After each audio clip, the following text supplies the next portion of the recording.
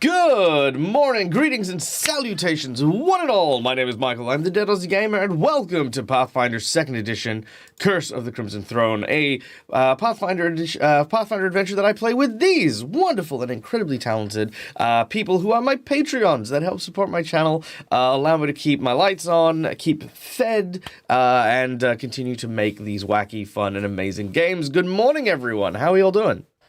Ooh. Good morning. Doing great. Pretty good. Hi. That is amazing. Can I say, I don't know what it is about you guys today, but today, each and every one of you guys look incredible, and you look like you're so ready to game. Am I on the money here? Do you guys feel it? Are you guys like... You are spot on the money. I've been looking forward to this. Heck yeah, me too. I've actually, like I said, this game in particular introduces, or at least should I say, continues to introduce one of my favorite, not self-insert, but like one of my character inserts into a very classic adventure. So I'm very, very excited, very keen to show you guys exactly what is entailed with this character in particular. But yes, before we get into, of course, today's session, we have a few things to announce. First of all, sponsors. We have people who also help look after the channel and allow us to do all of the cool things that we do here on the Dead Aussie Gamer channel. And that is, of course, Hero Forge for the wonderful art you can see not only on my tabletop map here behind me, you know what, Grundy, you are a bit big for the battle map, so let's just take a moment. He's a little on the way. He's a little in the way, so let's... There we go. Beautiful. All right. So, yes, such as, of course, my NPCs and my virtual tokens, all of these are done with Hero Forge, as well as, of course, my moving voice characters, which you can see there, Dante and Merc. Can you guys give us a howdy, howdy, howdy? Hello. Hello. Wonderful. There you go. So stuff like that is all thanks to, like, again, Hero Forge and the wonderful thing that you can do. Now, if you don't just want to use it for digital stuff, you can also get them 3D made, whether you print for yourself or you want to have them shipped to you for painting and stuff. There you go. Dun, dun, dun. Michael Stand. Nani? Yes, okay. Anyway. Grundy Stand. I like it. Second of our sponsors, of course, is the incredible and wonderful Sirenscape, which allows us to sound and basically just create a sense of ambience in our sessions that makes my games even better. It is one of my favorite soundboards and has a very, very robust collection of sound effects, such as, for example, here we go. Listen to this. Hold on. Let me get to this.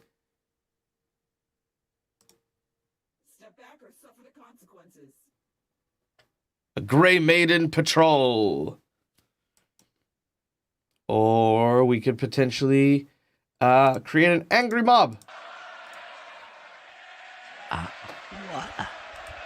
All kinds of the really incredible and wonderful sound sets are at your disposal if you sign on to Sirenscape and subscribe to the Super Siren subscription that's down there as well.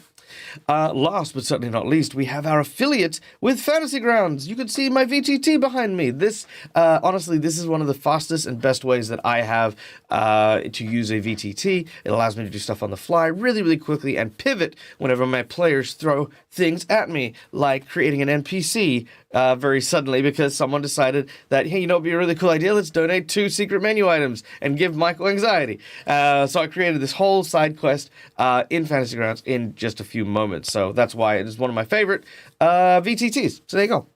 All right. Well, let's now turn to our players and find out... Hi, Pixie. Let's turn to my players now and find out a little bit about the characters that they're going to play. We're going to do this in a speed round so we can try to get started before 1:30. So let's start, of course, with Twiff and go down the line as we normally do. So take it away. Hey, I am Twiff. I am playing Padrick, who is a spell shot gunslinger.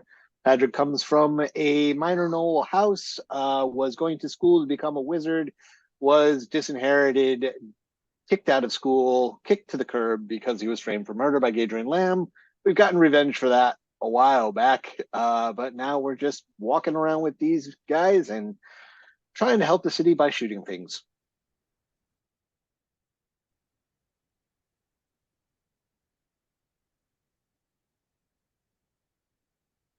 Can't hear you. I'm not a lollipop man. You can keep moving.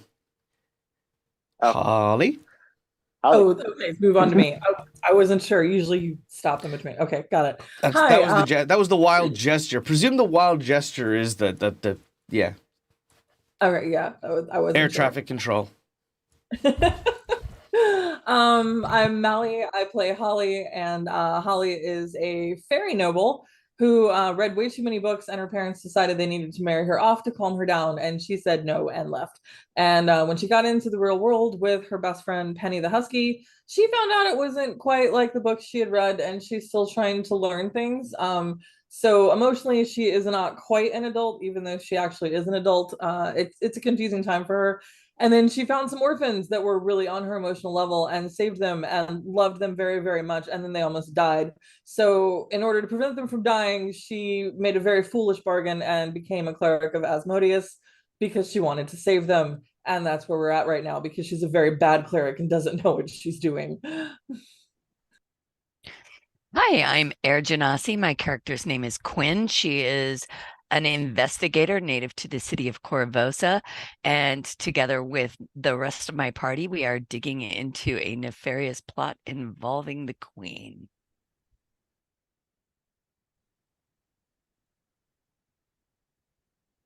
Dante, you're up.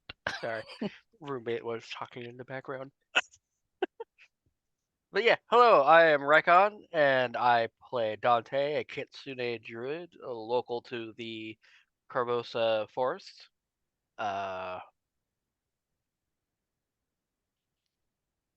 Brain farting.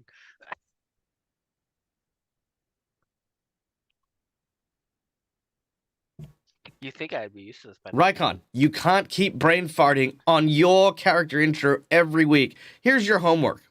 Write down your character intro next week. That's your homework. Because this is, what are we? We're in book 3. We're in book 3. That means we've gone through at least 30 episodes, Raikon. You can't not know your own character. Raikon? It's the deep complexity of his character. It is. It's hard to you can't not be able to communicate. Okay, because here's the thing. D&D, I'm sorry, we're going to take a moment here, PSA, for all of our fans back there, and as well as all the people who are new and upcoming. D&D and TTRPGs are a means of communicating stories among multiple people, such as, of course, your players, your GMs, and stuff like that. And you creating characters is all about you expressing these characters in a world of fantasy and fiction. Expression of your characters' ideas, their thoughts, their values, and things like that are like quintessential. So take some time. If you do struggle, and we can, because sometimes, hey, writing stories is hard. Writing things is difficult. But having the ability to express yourself means that you can start looking at your own character, all of the story elements to you, and stuff like that. And Raikon, like I said, 30 episodes. No, we're going to write it down. You're going to have a bit of paper next to you that'll have, this is Dante. These are all the facets of Dante, which I can tell people. Because once you're able to communicate that, then of course you can express that when we play. And that'll be kind of cool. So yeah. Also, welcome in Chief Justice Taft. Hey, that's really cool. I hope that you can DM it. I hope you learn something. I just kind of fly by the seat of my pants. But if you have any questions, please don't hesitate to ask. All right. Last but not least. Me, Marcus. Hi. I am playing the newcomer to the group, Merc. He is a champion of Iomade who keeps his everything hidden under his massive amount of plate armor, and apparently is the quote-unquote product that Grundy purchased from the merchant Badham, and Merc's gonna have some words with that merchant if they walk out of this alive. Sounds absolutely amazing. All right. Now, unfortunately, we aren't joined by Laura Bones, who normally plays our psychic Agnes, but she's currently on holiday to visit her parents, so we wish her all the best, and we look forward to seeing her hopefully next week when she returns. But Agnes is a matronly character who is currently in Old Korvosa looking after her daughter. Our heroes managed to save her daughter's boyfriend from the clutches of an evil plague doctor kind of character. Not this one, but a different one. And yeah, currently they're on the mend and doing stuff in Old Korvosa. But lastly, guys, there's only one last person to thank before we kick off in today's game, and that is my audience. Thank you so much for being here. I see we do have a couple of first-time chatters. Atarak, welcome in. I feel like I've recognized that name somewhere, but I'm not sure where. But yes, welcome in. Thank you for donating your time. Honestly, we it's stuff like having you guys in our audience that allows me to continue doing this. And as you watch, you will earn channel points that you can use to influence any game that I'm in. You can either gain insight from my players, like Marcus has already. You can petition the GM for particular things with divine intervention. You can summon magic items with a magic bag. All these things are in the channel points. But if you feel like supporting the channel and helping us out, because right now the fundraiser for DAG is broke, and I'm trying to replenish some funds for when I go overseas, then you can donate to the chat and influence the game more directly.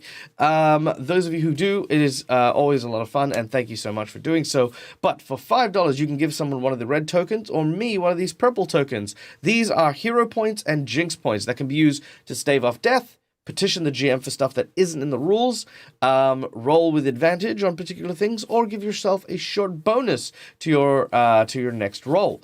In addition, jinx points can be used for the opposite effect, to boost my enemies or to counter my players' hero points. For $10, I will draw 3 cards from a random assorted deck of plot twists, and from this deck of plot twists, which each have a different story prompt, we will instigate that story prompt throughout the game.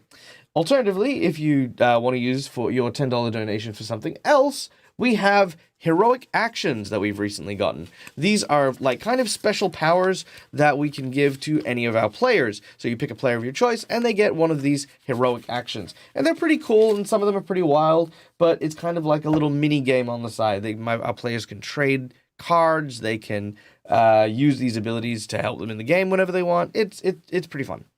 For $20, you can give someone the coveted golden natural 20, but I feel like we're all loaded up for the nat 20s at the moment, so looks like I'm going to need to drop some danger in on my players very soon. Next up, of course, for $50, the big old 50, you can either create a magic item that you can give to any of the players of your choice, or you can increase the difficulty of my boss encounter, making it tougher, meaner, or nastier. And lastly, for the grand old $100 secret menu item, which not only comes with a massive big thank you, we get to add another level of something. So the secret menu item for today's session is quite simple. Grundy has been working on something in his lab, something big, and something that may not necessarily be the best of things to have in the city. And Grundy will lose control of it at the moment in which we reach our secret menu item. So yes, it is that. Now, Grundy, for those of you who don't know, is our NPC here. He is a mad scientist who is trying to purge the world of all sickness by turning people into the undead. Not just any undead, not just turning people into mindless zombies and skeletons, but intelligent undead who do not rely on the living in order to sustain themselves. Think of it like a vampire who doesn't need blood or doesn't rebuff from the sunlight, or a zombie whose flesh isn't rotting to the point where it is then becoming a skeleton. Lots of little things and the like. Now, in addition, we do have a couple of donations that have come in already. We have second drawn plot twist and a magic item for Holly. Look at that. Coming in from our dear friend Schooly Eye. Thank you, Schooly Eye. Welcome in. Hey, thank you, McClover, for subscribing, both Atarak and Chief Justice Taft. That is so kind of you. Welcome, and please enjoy all of these emotes and the increased rate in which you will now earn those channel points. Okay, so let's see. 1, 2, second drawn plot twist. Always love this one. The agony of defeat.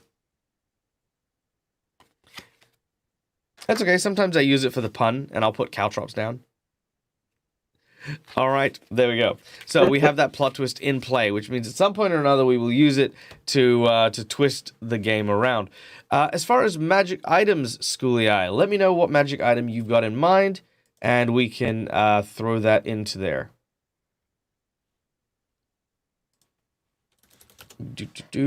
Now we also just want to quickly check our pre-show donations. We do have a pre-show donation of a magic item of the GM's choice for Merc. Interesting. Yep, to start a gear set for him. To start a gear set, eh? Interesting. Okay, I think I've got a good item. Let's look at... Sorry, one moment. Okay, here we go. This is the one. Okay. So I'm just going to tell you this so that you can let me, or you can remind me for later. The armor set I will give you, or the item set we shall give you, is called...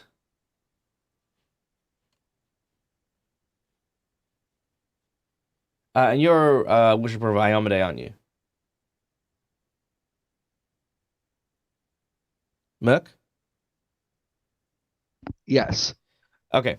So Sorry, we I are was going muted. to give you a Last Crusade armor.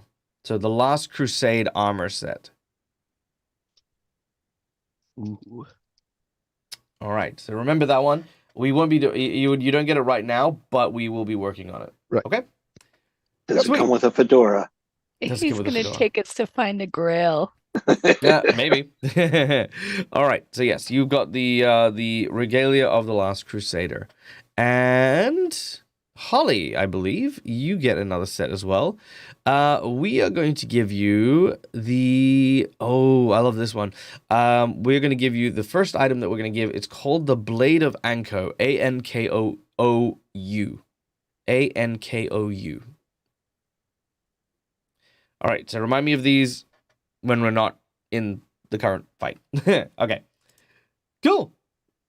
I think that's good. Are we good? Have But we hit we're everything? just talking to the guy. What do you mean the current fight? Yeah. Oh yeah. no, it's a fight. No, diplomatic solutions, people. Hey, I Mm, call a my fight sword with words. diplomacy. We'll find out. All right. So, ladies and gentlemen, boys and girls, we dive back in to the world of Korvosa. The city of Korvosa, should I say. Now, when last we left our heroes, they were currently dealing with the evil queen, who had revealed that dark forces may have held sway and influence over the crown. For how long, we can't entirely be sure.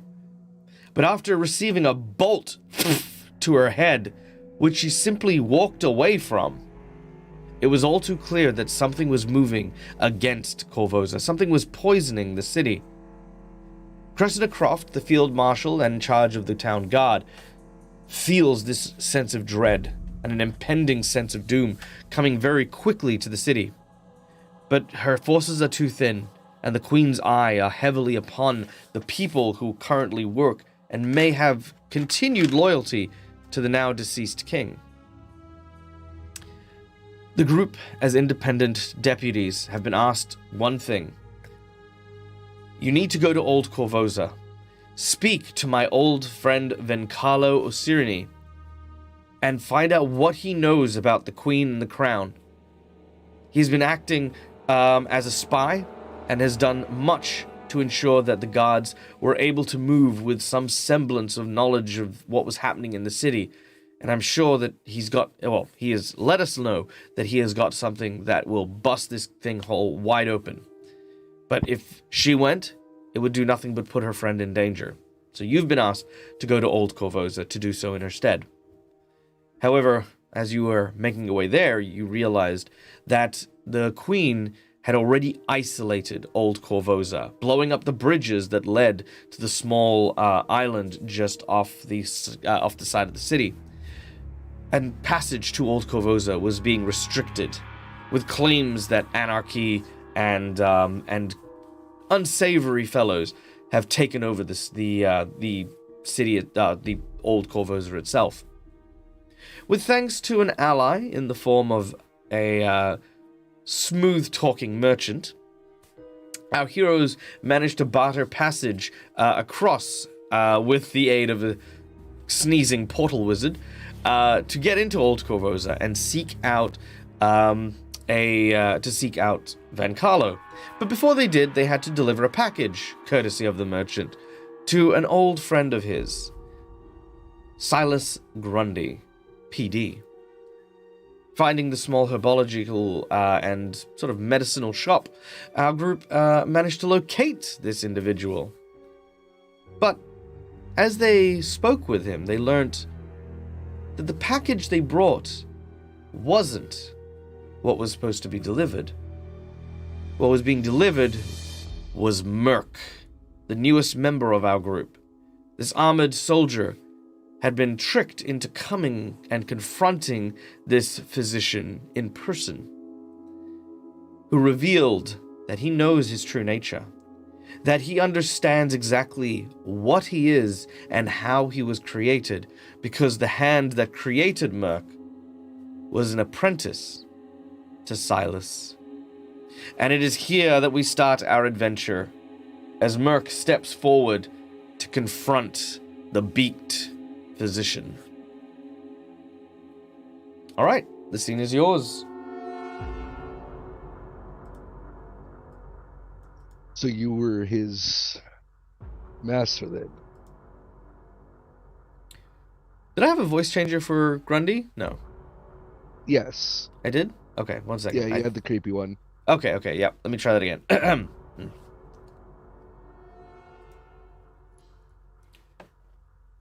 As Grundy looks at you and strokes his beak, he says, "Yes, my apprentice is a little ambitious in different ways. We failed to see eye to eye, so he went about his business. But then he went about turning his business into mine. Creating you."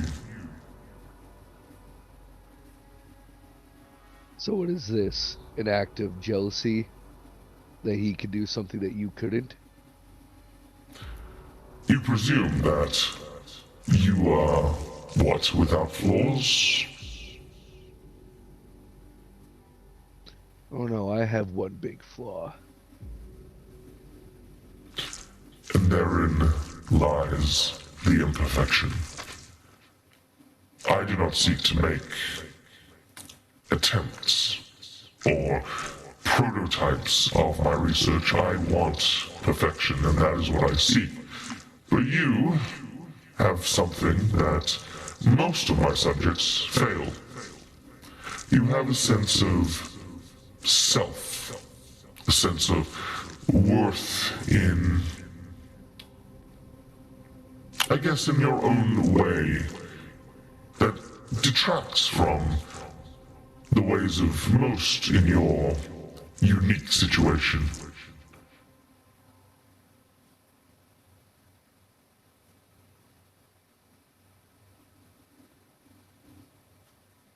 Merc shifts slightly. Still obviously dancing around. He's hoping that Grundy is also dancing around the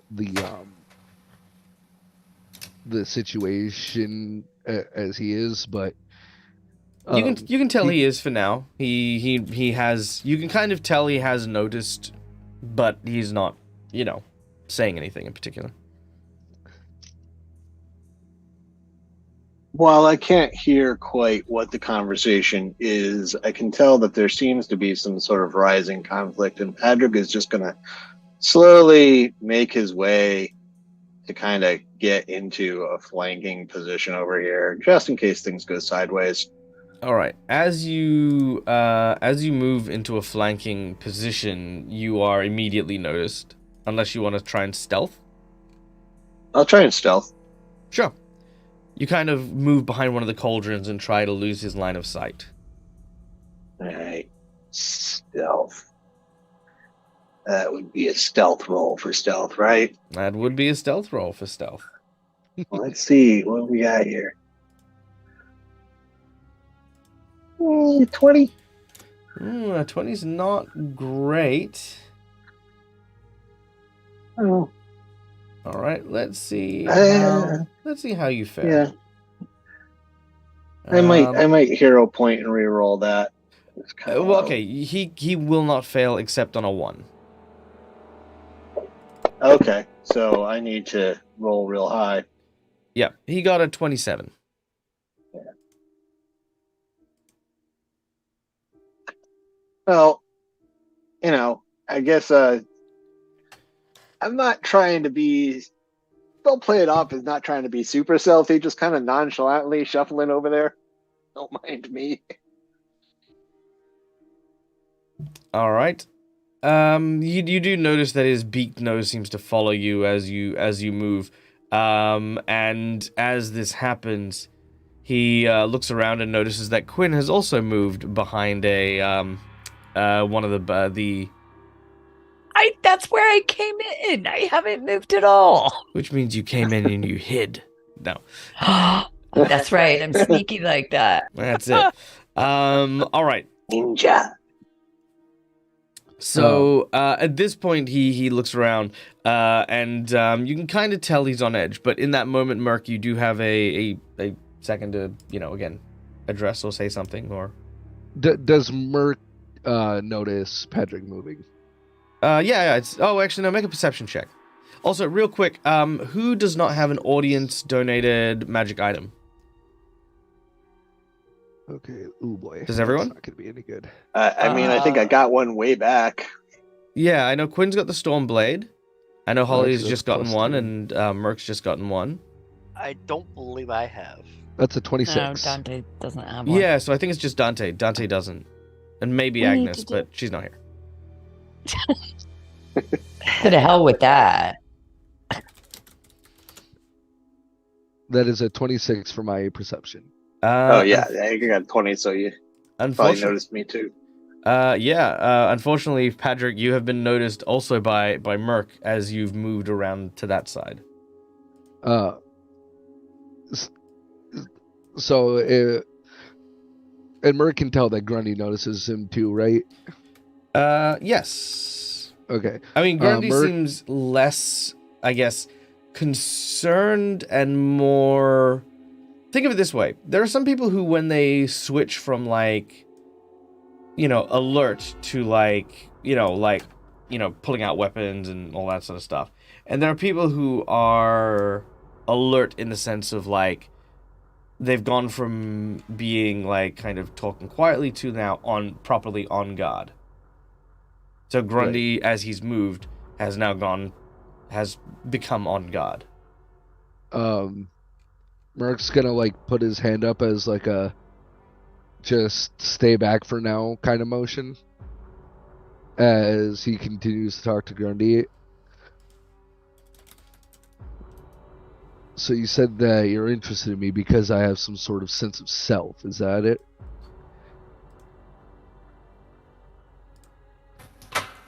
My particular piece of research tends to lean towards creating beings that don't fully recall or recount their past lives, though many of the skills are transitional as well. Allow me to demonstrate.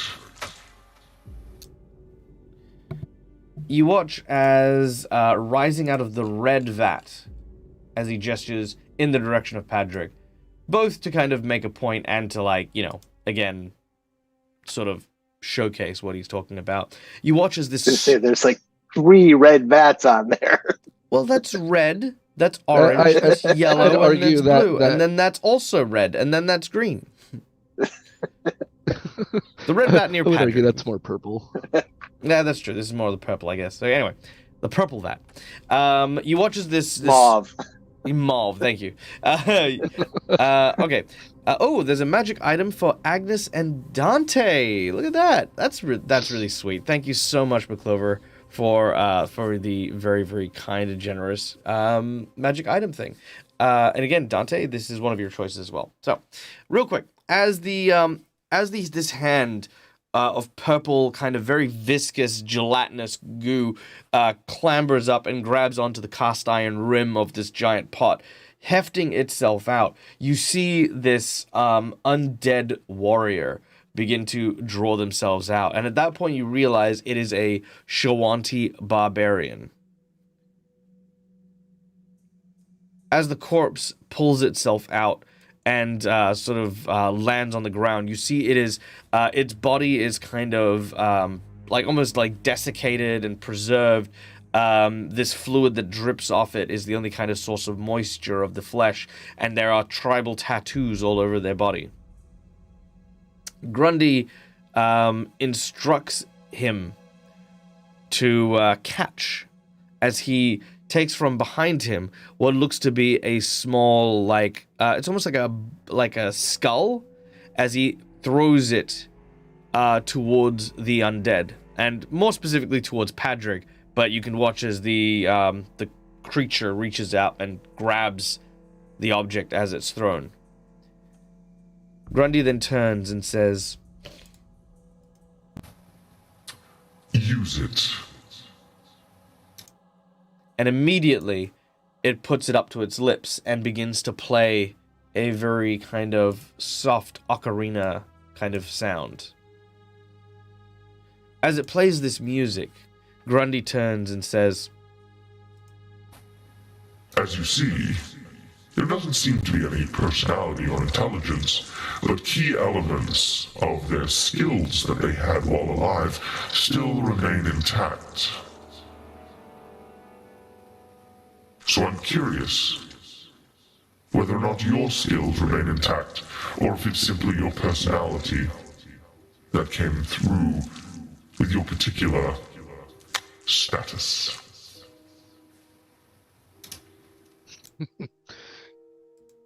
You willing to put that to the test then, as Merc full on grabs his sword and pulls it out of the sheath?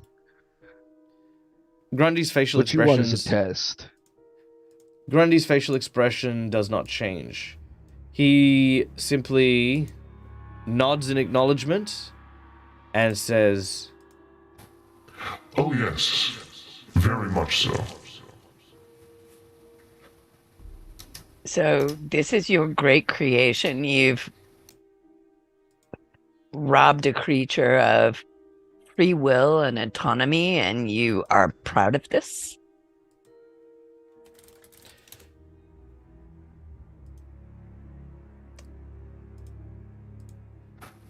You speak of autonomy as if this creature had it before. No, this subject was dead long before I got my hands upon them. Merc is alive now and has autonomy, and yet you seek to do something.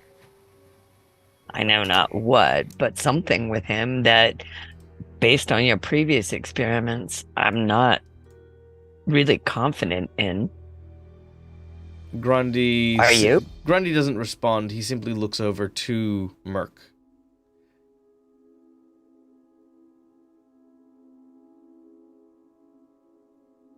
And Merc just is staring him down from behind his helmet. Oh, and more in response to what Quinn asked. That you're a living, autonomous being. Wait a minute, are you not? She looks, her head swivels to Merc. Oh, no. We're Wait a kind of- minute. There's just this very awkward silence between the two of them. Merc's still staring Grundy down, but he kind of puts his head down a little bit as, almost in shame. I'm here. As far as I'm concerned, I am alive. Are you here because you want to be here? You choose to be here. I'm here because I must. Not really the same. Is anyone truly here because they wish to be? No, we are Well- here because we are brought here.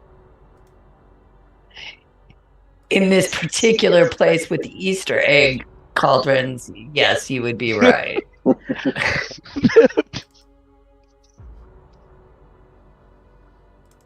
But I mean in the grander scheme of things. What was I the agree. last thing you remember choosing? You see Grundy is like picked up and is very interested in that answer as well. The last thing I remember choosing is choosing to strike down the one who brought me back. But I failed.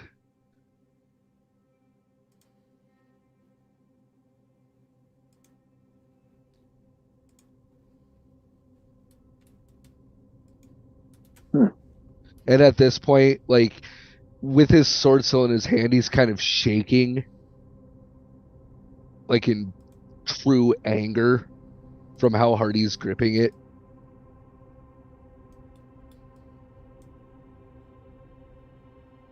Okay. There's nothing wrong with failing. I think it's the choosing that's more important. But how long ago was that? Since then, you've still made choices. You chose to join us, right? To me, that seemed purely of your volition, your choice, and something that you wanted to do. Indeed. I chose to help those who would shun me otherwise. I chose to help Marcus. I chose to help the people. I chose to help those who worship my faith, the same ones who would quickly strike me down.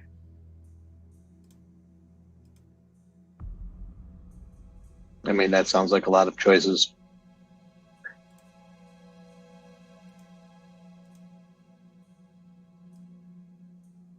And choosing to help. I'm fine with that. Patrick says this as he's just slowly getting a little bit backing away from the ocarina playing undead monstrosity that's Oh, he's stopped playing, but yes. okay. Yeah, you slowly Yeah. begin to back up. Yep. Just out of arm's reach, Sure. This Work, guy here, I don't think he chose anything. He comes from a people who view desecration of corpses as one of the worst things that can be done. And you've taken him from his rest and turned him into what? A puppet?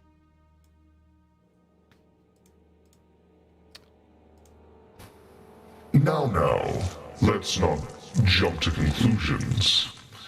I certainly played no hand in whatever happened to your friend here.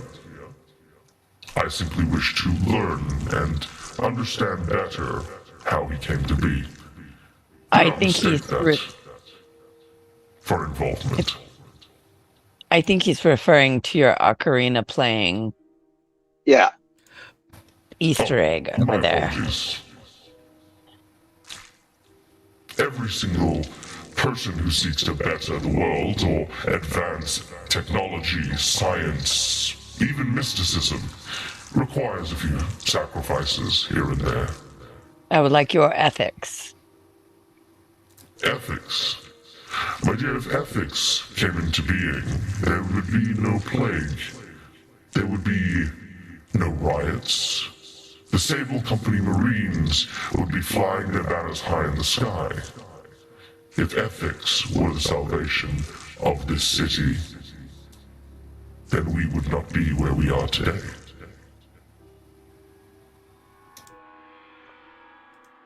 Yeah, I kind of think that was the point. You say there would be no plague as if it's a bad thing to not have thousands upon thousands of people die horribly. Because monsters like him don't care about the cycle of life and death. They work to further their own gains. Oh, I care about life and death quite greatly. But... Well, I think... Oh, please, by all means. Well, I think your end goal is certainly laudable. A world free from disease. Who wouldn't wish for that? I cannot accept your means.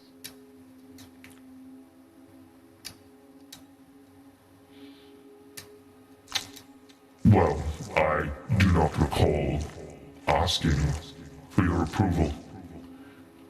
As far as I'm concerned, I've entertained the whims of some delivery people.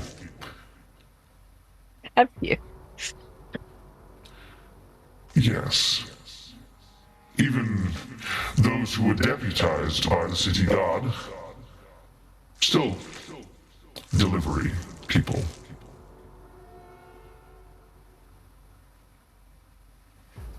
Yeah, Quinn, we're going to have a talk with your friend Badham after this. Oh, I'm sure Badham feels that this is nothing that we can't handle. Yeah. All right.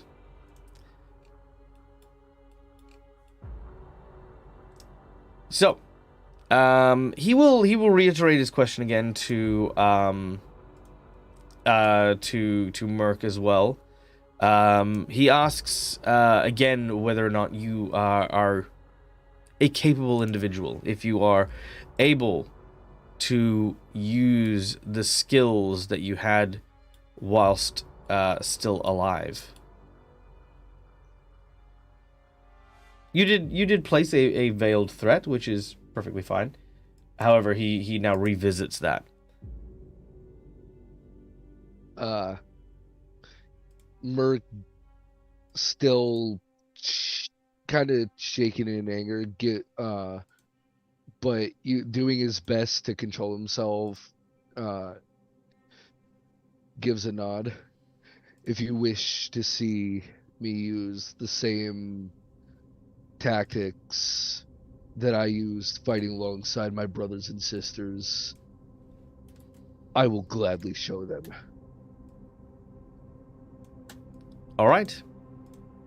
You go for him with your weapon?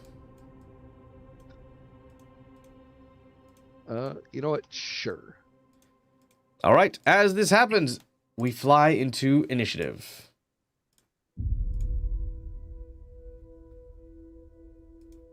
All right. Let's do that. Have I still got the voice changer on? I don't. Good. I always leave it on, and then I look like a fool. All right. Initiatives from everyone. Bam, there it is. All right. Grundy is up first, followed by Padrick, then Holly. The Drainberry Bush is going to take a seat. He doesn't necessarily need to join here. Then Dante, then the Fallen Champion, Quinn, Mercutio. Agnes is not here. And that is our turn order. All right. This is a very chill combat music. Just a little bit. Let's But it's relaxed combat, you know. It's sort of like stuff. It is very relaxed. Jab. I want to strain ourselves too much. Okay, let's go with. Oh, this would be a good one. I like that one. Nope. That was good though. Here we go. No, I've noticed that in every combat I've ever been in, I'm always near the bottom, even in Reign of Winter. All right. Beautiful. Maybe I should do something about that. That's true. All right. So, Grundy is going to simply, very nonchalantly, walk over to just some nearby cover. Like, just kind of over here. That's his full action as he's just taking his time and moving to kind of allow for some breathing room. He grabs a couple of objects from the table in the center, just to kind of like, again, make sure that important things aren't destroyed. Like he folds up his tools and takes them with him. But that is all he does. Padrig, you're up. Grundy. All right. Grundy does Grundy does gesture as if to invite the rest of you to participate if you so desire. Because you are all part of, like, quote-unquote tactics for showing whether or not Merc knows how to still retain the skills he had when he was before whatever happened to him. That's so kind of him. Yeah. I don't really like this flute-playing undead monstrosity that's, right next to me. So, I'm thinking it's clearly taken a turn for, hey, we're gonna fight this, and I'm really not adverse to that. Mad scientists, necromancers are tend to go bad, so I'll shoot this guy that's near me. All right, you take out your gun and aim. Right, so I got quick draw, so that's not an action. Yep. Just take the gun out. So first action is conjure bullet, so I have some ammo. Conjure bullet loads. That's my reload action. Second action, fulminating shot. I'm going to call fire and Nice. just do my little whisper to the barrel. They burn. And then my third action is to shoot him. Beautiful. All right, make your shot. All right, so this is two-handed. Ooh. I saw that. That was dancing on Yeah. that nat 20. You know what? I'm gonna re-roll that with a hero point because All right. that was just cruel. That was cruel. Yeah, let's see it. All right, hero point is expended. Thank you to our audience for the hero point. That's much better. Nice. A solid hit as your bullet manages to hit center mass of the creature. God damn it, 19 is not critical. It is not a That's good to critical. know. All right, so that is 2d12 plus 4. And then we've got, remind myself, this is 1d6, I think. Yeah, 1d6 fire, so I'll just roll that in the chat. Yep. And 5 fire damage. All right, nice. That has been applied. That's all I got. All right, the small explosion of bullets as they fly into the body of this dude send him taking a step back. Obviously, as a undead, it feels no pain, and it doesn't seem to suffer from the attack, but it has definitely wounded the flesh. Holly, as you've spent most of your time kind of like in the back kind of area listening to what's going on, can I get you to make a perception check for me, please? Absolutely. Wait, why is there sustained dancing lights on me? Why is I there don't see- sustained dancing lights on you? I don't know. I can Do put it I on need you. to see something? Do I need? Should I hero point that? It's up to you. I feel like I want to hero point that. Like yeah, I'm gonna hero point that. Let me re-roll perception. All right, hero point it is. Son of a. Nice. Well, with a 20, that is exactly what you needed. You look at all of the various equipments that you can see in Grundy's laboratory. You see the test tubes, the vials, the potions, the books, and everything that is lining this entire area. But something catches your eye. It appears to be what looks to be almost like a surgical blade, but it's a lot deeper and more aggressive looking. And it's made of this metal that's almost this blackish blue color. There's something about it that seems almost fey in nature for some reason. It's not cold iron, but definitely something of the fey. What direction is it in? It is over here on this table. Meow. Hold on 1 second. I wish that's the one thing I wish Fantasy Grounds had, is I wish it had somewhere to ping on a map. And if it does, I just don't know where it is. So there you go. Okay. I'm super curious about that.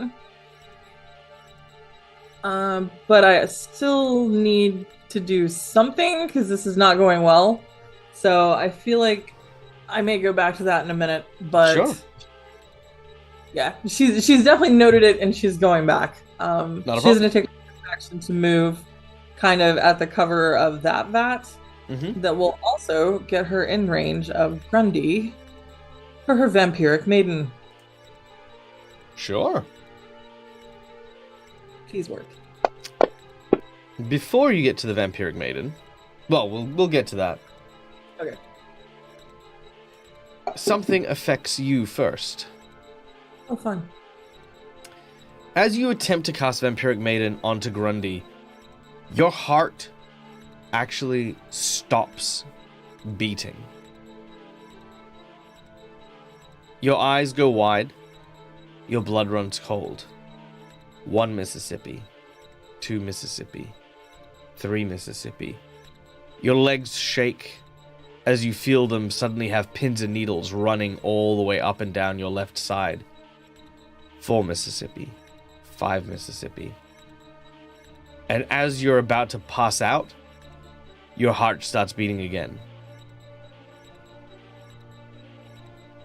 Do I have any idea where that came from or how that happened? When you targeted Grundy. As you did so, please do your do the damage of your what was it called? Sorry. Vampiric maiden. Yep. Do your Vampiric Maiden. Also, ladies and gentlemen, boys and girls, welcome to the Phoenix Cross. Welcome in, guys. Thank you so much for coming and joining us. My name is Mark. I'm the Dead Aussie Gamer. This is my place. This is my face. We're playing Pathfinder 2nd Edition, Curse of the Crimson Throne. Right now, our group is dealing with a kind of a scientific necromancer deep beneath the city streets of Korvosa. He has a vested interest in our hero, Merc, who is apparently associated in some way with his necromantic research. We don't know exactly the details on it, but that's kind of what we're doing.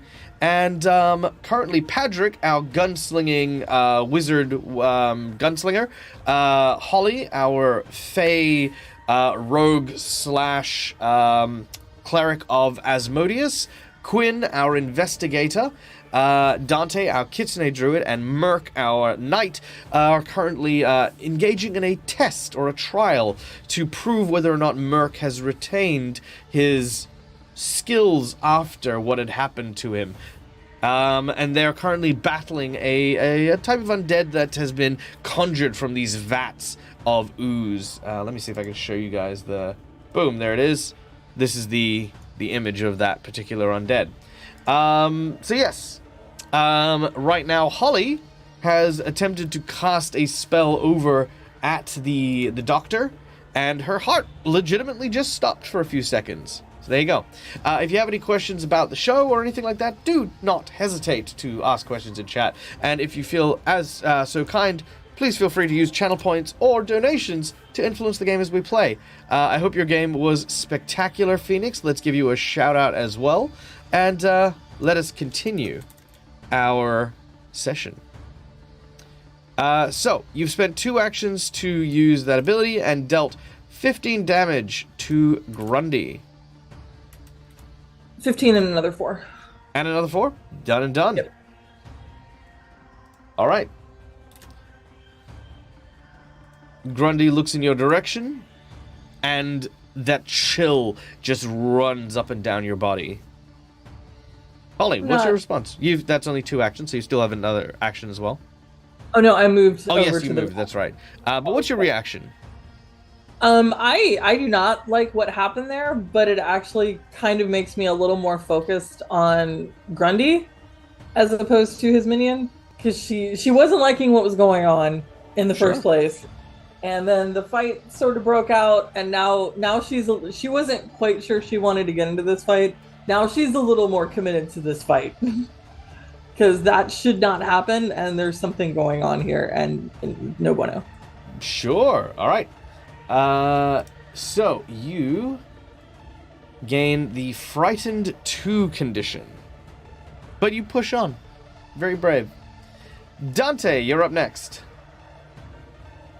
Well, Dante is going to move up to assist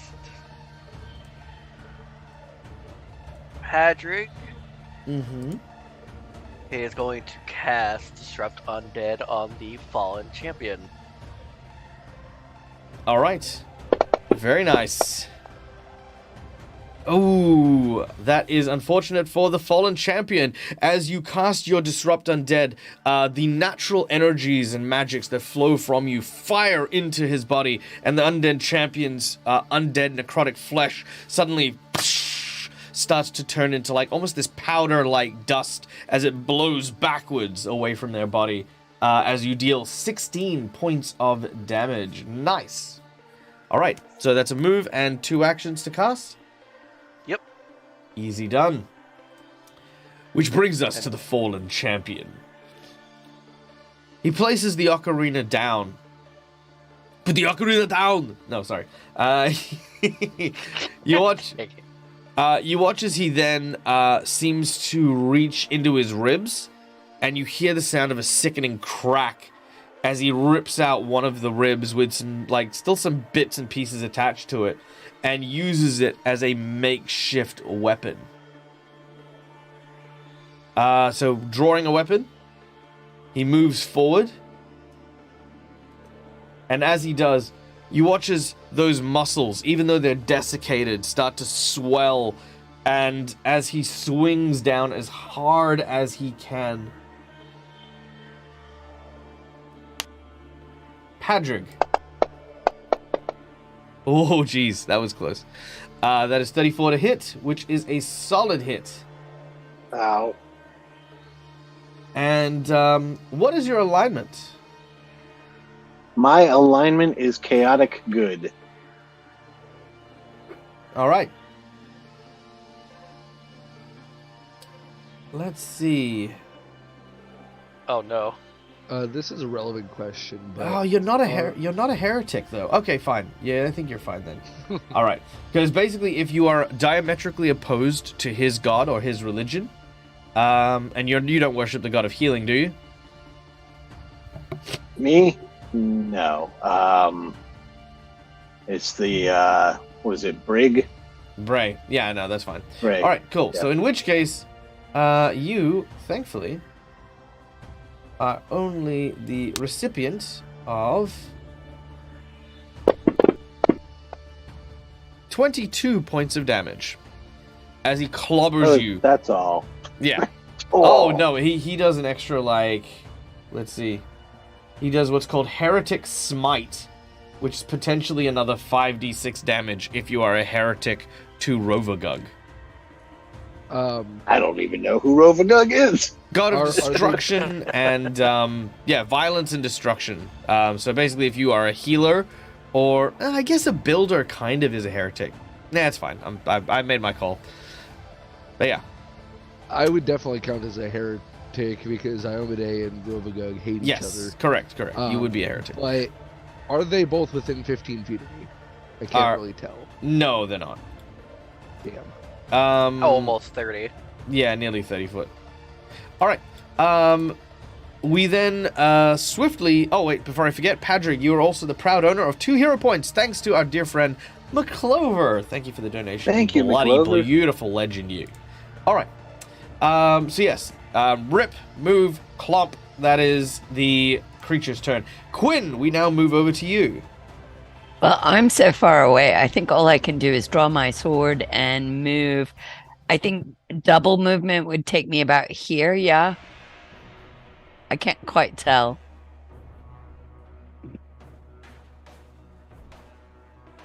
All right, let me just check. 50 foot would put you about right to there. Yeah, so you're at 45. You're at 40 foot at present.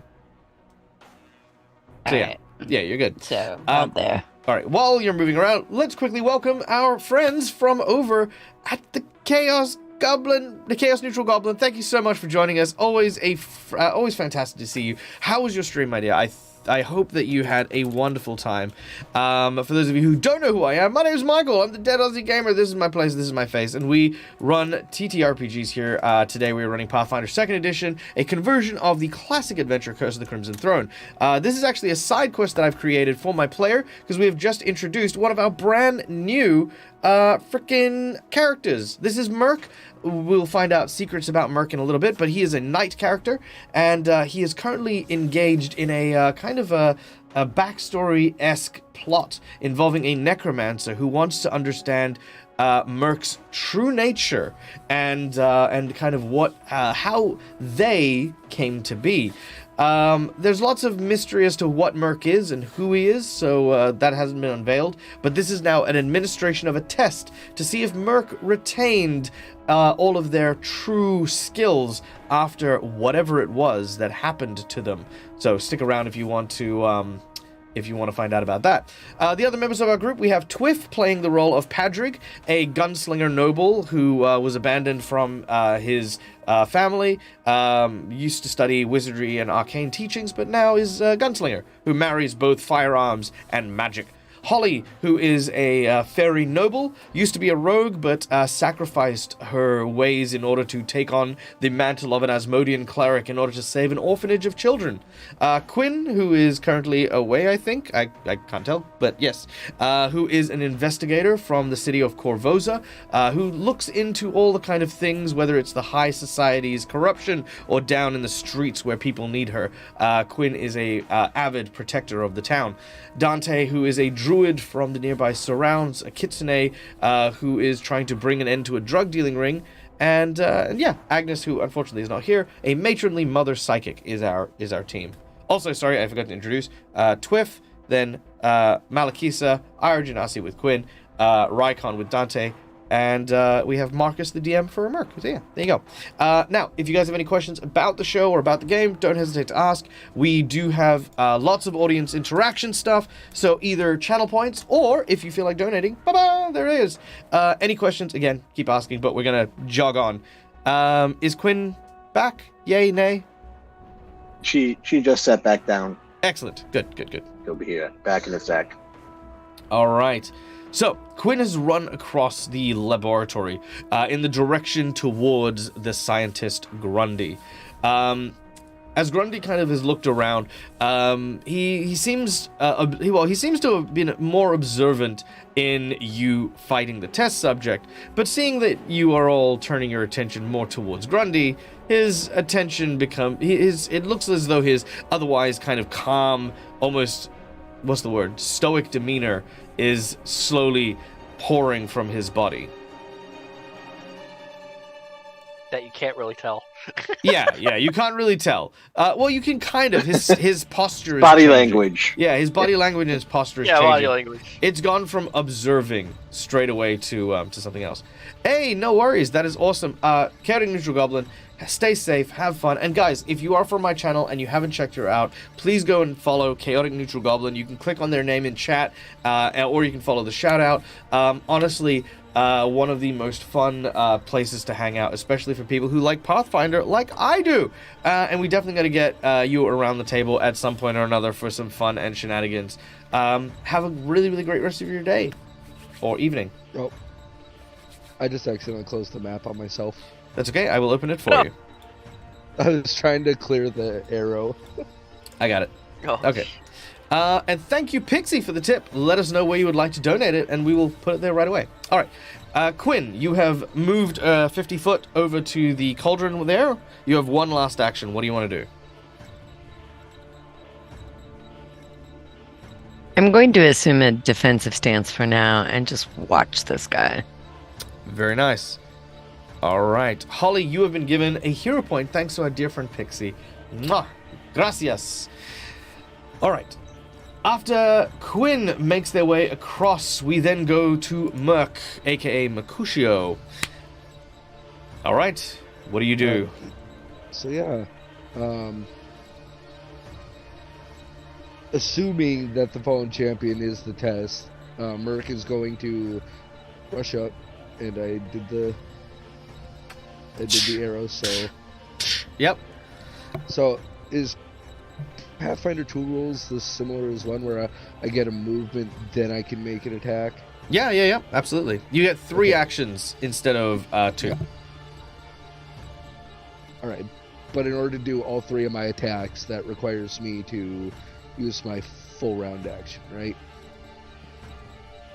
Yes. You get to have Okay. 2 though, Oh, I get that too. Okay, so then my because you first move. attack. Because one action is to move, and then you can use 2 actions to attack. There's But then for each 3 different subsequent dice rolls. attack, I take the minus, right? That is correct. So my first attack will be a plus 15. Keeping in mind, if you look on your character sheet, all of your attacks should have a number based on each of those penalties. So yeah, just roll the appropriate one and you're good. Start from the that's- left and work your way out to the That's right. the first one. All right. I'm going to use a hero point to re-roll that. Very well. Thank you again to chat for the hero point. As we will now burn that. Nat for your reroll. 20. Boom! Critical hit. All right. As you step forward, your blade shining in your hands, describe your attack and give me a number between 1 to 5. All right. Merc shouts in typical Iomedean champion fashion, "For the inhibitor!" as he grips his sword hard and as it comes crashing down on it. And we'll go 4. All right. Drawing from our deck of from crits. 1, 2, 3, 4. Oh boy. All right. We have. Ooh, I don't like that one. That's a shield cleave, and that doesn't do anything. Let's try this one. Oh, nice. All right. Spun around as you slash, and your blade manages to hit him across the shoulder. His body twists and turns, disorienting him, making him flat-footed for the round. Well, for the next round. And then I hold shift to do the crit damage, correct? No, it should automatically do it if it's rolled a crit. Fantasy Grounds will auto-calculate as long as you go through the sequence. So yeah, just drop your damage. Oh, well, yeah, there it goes. 26 damage as the undead gets cleaved in the back. You hear it sort of turn, air kind of escaping its chest cavity as it when it gets whacked by you. All right, and then second attack. You know what? We're not going to take any chances. Let's crit it again. Hey, nice. Well, do you want to roll it before you crit, just in case you actually roll Okay. one? Yeah, actually, I will. All right. Yeah, no, it's a good No, thing I that's didn't get that. well, I'm look, hey, gonna- but that's also burnt that natural one, so that's gone now. Yeah.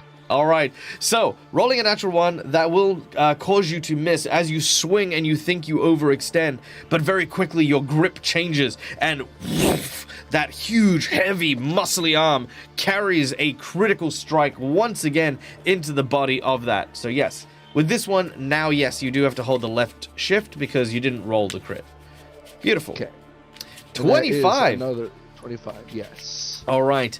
The wounds are deep and many as the body begins to come apart in various places. You watch as one of its arms has now kind of fallen and slopped to the floor. Give us a number between 1 to 5. 5. All right. 1, 2, 3, 4, 5. Here we go. That is overhand chop. It also is going to cause a 1d8 persistent bleed to start pouring out of the creature. But it's not blood that pours out of them, but almost this black and green acrid fluid that starts to pour from its body. These alchemical mixtures that have been used to animate this creature. Through the power of science! Ichor. Lovely. Mm. Smells great. Which then brings us to Grundy. Grundy looks at his assorted wound. And as he does, he, again, does not wish to take things... Well, flat out just doesn't wish to take things. He's just like... I'm just like... You can look, there's a certain level of indignancy that has come from this.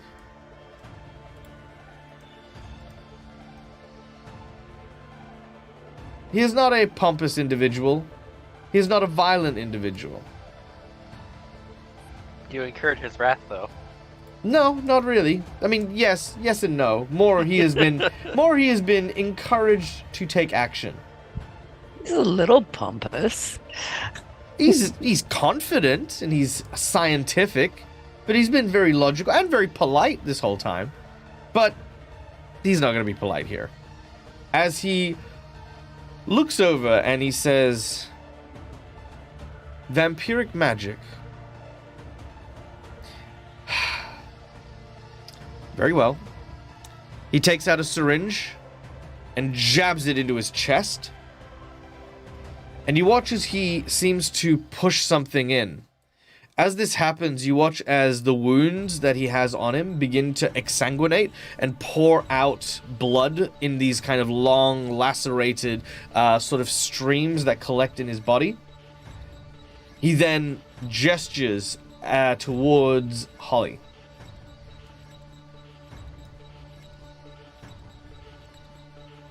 Holly fails their saving throw. And can Holly re-roll that? Sure, of course. I have no problem with that. Holly would like to use a hero point. Holly can absolutely use a hero point. Do know you rolled a 17. Oh wait, in that case, give me my hero point back, and if I nat 20 it, will that save me from the fail? If I told you that, then I would be a bad GM. Fine, nat 20 it, let's see what happens. Alright. Nat 20ing it. Okay. With a nat 20, thank you again to our lovely audience. Let's see. It is a 32. Yep, it's a 32.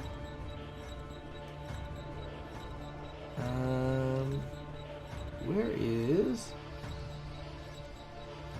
it is half damage.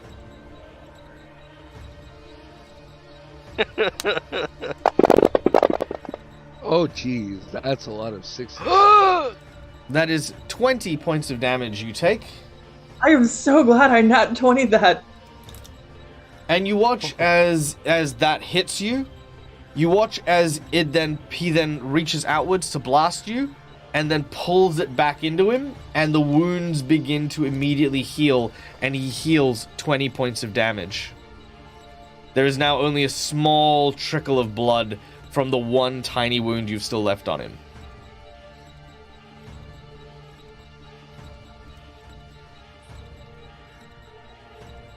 And that is all he does. Patrick, you're up next.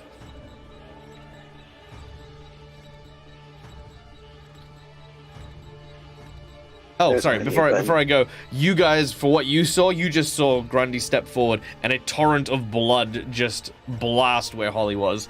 And then, yeah, that was basically it. You can take that how you will. Is she covered in blood now? No, quite the opposite. It looks like someone tore a ton of blood out of her. So the blood torrent went forward and then back towards Grundy. Okay. Pretty much a similar vampiric ability. Horrifying. Sorry? At least I'm not dirty. That's true. At least you're not dirty. There you go. That's what's important. Silver lining. I'm concerned with that, but I want to take care of the most immediate threat. So let's get rid of this guy that's right next to me and whacked me with a rib. So, Ribs. yeah. So once more, first action, conjure a bullet, appears in my hand and loads. Take my gun up, put it next to his head, whisper fire for a fulminating shot, and shoot him in the head. All right. Make your attack. Goes.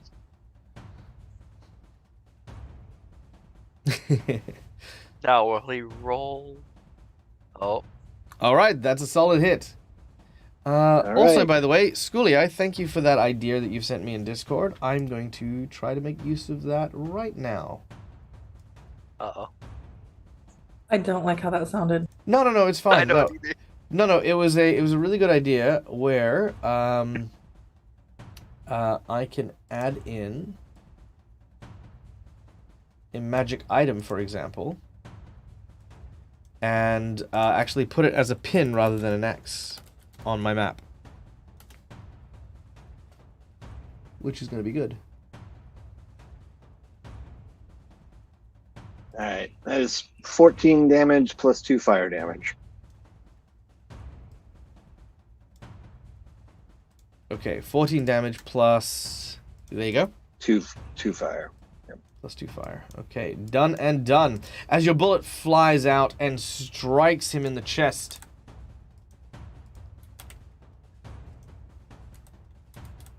Oh no, come back. That's not how I wanted to do that. There we go. Done.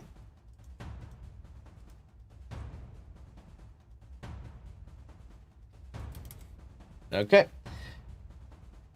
As the bullet flies out, and again, boom, fire hits the undead, it raises its weapon for an attack of opportunity.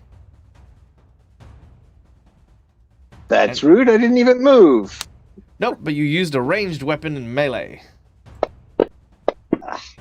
Which technically it should have gotten before you did it, but you know what? I thought you were doing some cool stuff. All right, that is another 19 points. I would like to use my Glimpse of Redemption reaction. Ooh, what's that do? So the trigger is an enemy damages your ally, and both are within 15 feet. Mm-hmm. My foe hesitates under the weight of sin as visions of redemption play in their eye. It gets to choose. Either Patrick takes 0 damage and is completely unharmed, or Patrick gains resistance to all the damage that it does, equal to 2 plus my level, so 9. And then after the damaging effect is applied, it becomes enfeebled, but because of my weight of guilt ability, it becomes stupefied for 2 turns. Damn! Or it gains stupefied 2 until the end of its next turn. That's awesome. Interesting. Given it's a barbarian, I'm going to have it go ahead and make the attack. So, if I'm not mistaken, that means Padraig, you heal 9. Yep. And it means that he now has, Stupefy 2. Yep. And what was the other thing? That's it. It just gets its stupefied 2 until the end of its next turn, and Padraig takes, or gains resistance equal to 2 plus my level, so 9. Ah, yes, that's the other one. So, yeah. So you get resistance 2 plus level versus bludgeoning damage. So that is, yeah. Yep, cool. But is that only against that one attack, though? Yes, it's a it's a reaction, so it's just for the... Sweet. All right, fantastic. Super quick as well. Welcome in, Flyer Bowman. Long story short, Merc is dealing with a enemy from maybe his past. We don't know. A necromancer who is getting him to prove that he has the same skills he had before whatever transformation or whatever thing has happened to Merc. They're fighting an undead. Some people are fighting the Doctor. Chaos reigns, and this is where we're at. If you have any questions, don't hesitate to ask. No one's dead except for the undead, as far as anyone knows. Though that may not be the case. We don't know. We'll have to find out. All right, Padraig, that was your shot. And, of course, your reload, your fire, your bang. As you're about to get hit, you see Merc kind of create this almost a light of radiant energy that kind of absorbs some of that impact. And you can see that the undead is sort of reeling from its own attack, sort of shaking its head, trying to find its own feet. Which brings us then to Holly. Holly is now extremely nervous, and she is going to cast Globe of Invulnerability on herself. You create a globe that literally creates an aura, a bubble around you. That his spells are going to have a harder time getting through. Could you read out Globe of Invulnerability for us, please? Yes. Let's see. You create an immobile globe around yourself that attempts to counteract any spell from outside the globe whose area or targets enter into the globe, as if the globe were a dispel magic spell one level lower than its actual spell level. If the counteract attempt succeeds, it prevents only a portion of the spell that would have entered the globe. So if the spell has targets outside the globe or part of its area is inside the globe, those targets or that area is affected normally. Nice. I love it. All right, 2 actions. You have created your globe. What's your last action? I'm in touch range of myself, so I'm going to touch myself and get some hit points back. Done. I'm not apologizing for that. Fair. Wow. You heal 2 hit points. Beautiful. Dante, you're up next. Indeed. I'm going to. Let's see. I could. You know what? Yeah, I'm gonna use Disrupt Undead again on him. All right. Once again, your natural energies fire out, and once again he fails as more of that powdered dust explodes from his undead body. For 14 damage. Nice. Then I'm going to, for 1 action, how badly is he wounded? Oh, Patrick is very wounded. We're gonna use a 3rd level heal on him as a touch.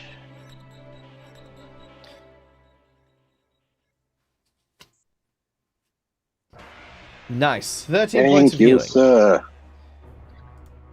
I appreciate that. Okay.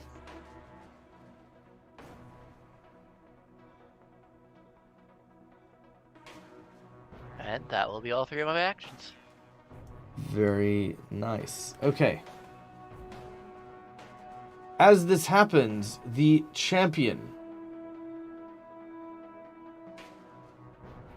will, if you pardon me for just a moment while I read up on these things. Okay, that's the weapon specifically. Okay, fair enough. All right. Now, stupefied, I believe, gives him penalties on his dexterity. Flat-footed gives him penalties on his dodge. And you watch as this individual starts to bang on his own head with his club, slapping his jaw, punching his face with the kind of like rotten stump that he has after his arm was chopped off. He takes 1d8 points of damage from the bleeding that he got from Merc last round, which is 7 points of damage.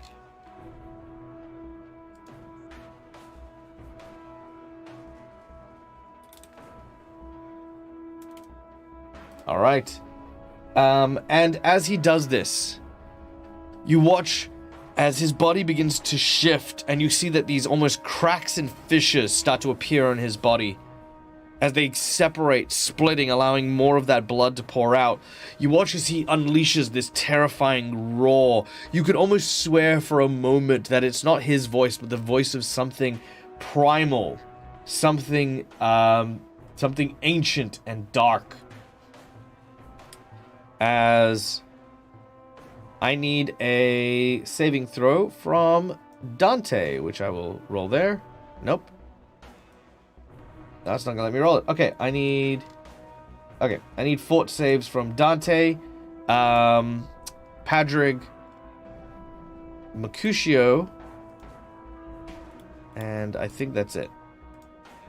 It's probably not set correctly for it. Yeah, it's probably not set correctly. Yeah, Holly is just out of range. Oof, that's a 21. All right. So that is half damage to Tante and Padrick, full damage. Actually, no, not full damage. Yeah, I was gonna say, what kind of damage is this? Oh, there you go. So what we have here is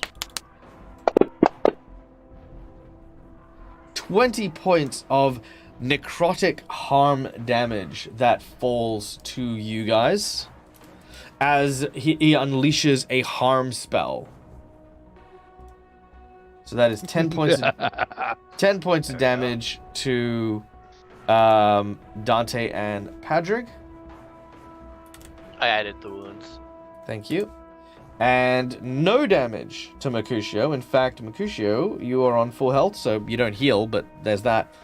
And actually, that is another good question. Okay. Very well.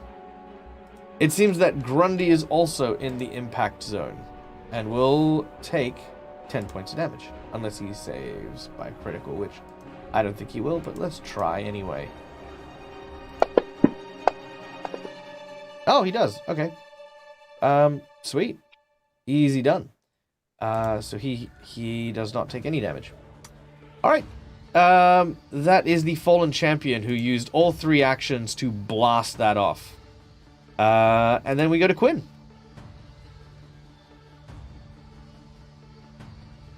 I'm always just outside of the action. So I'm going to put my sword away, draw my crossbow, and fire at the fallen champion. Let's see what happens. And it flies. Oh, good hit. Ooh. Excellent.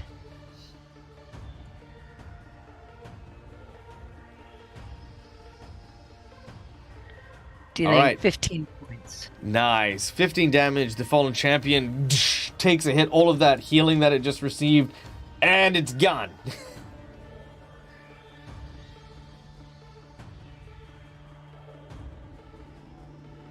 Let's see. Third action?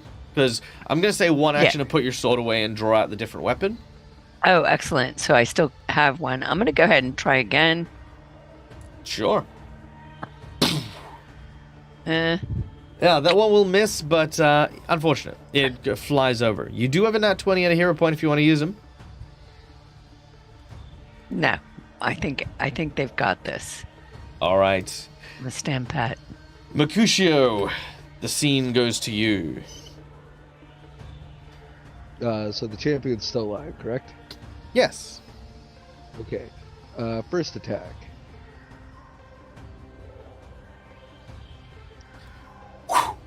I'm going to hero point that. All right. That's your last hero point. Let's see what you do. That is literally no better. Okay. Well, then second attack. Wow. A critical miss. At this point, Mercutio, you feel as though your body is slowing down. You don't often feel that way, like your muscles aren't performing like they used to. That you feel that sense of sluggishness kind of overwhelming you. You look as Grundy watches you, a little disappointed. All right, 1 to 5. What are we picking? 1. All right. Sorry, you strike an ally adjacent. Make an attack. No. Make an attack against Padrick. But luckily that's my second attack, so there's a... Yes, it'd be Lower with your chance. second attack. Okay. You critically miss Critical Padrick. miss. Give me a number between 1 to 5 as you swing and you also miss Padrick. 2. All right, awkward attack. As you swing and you've almost cleaved into Padrick, you quickly move your arm to dodge out of the way, but it makes you flat-footed until your next turn.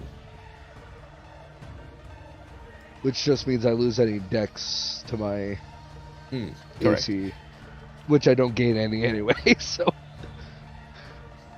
right, and I still have my third. Hey, you can critically miss for a third time. I could. While you're But- considering that, first of all, a quick thank you to Either Feather for the gifted sub to Travenous9.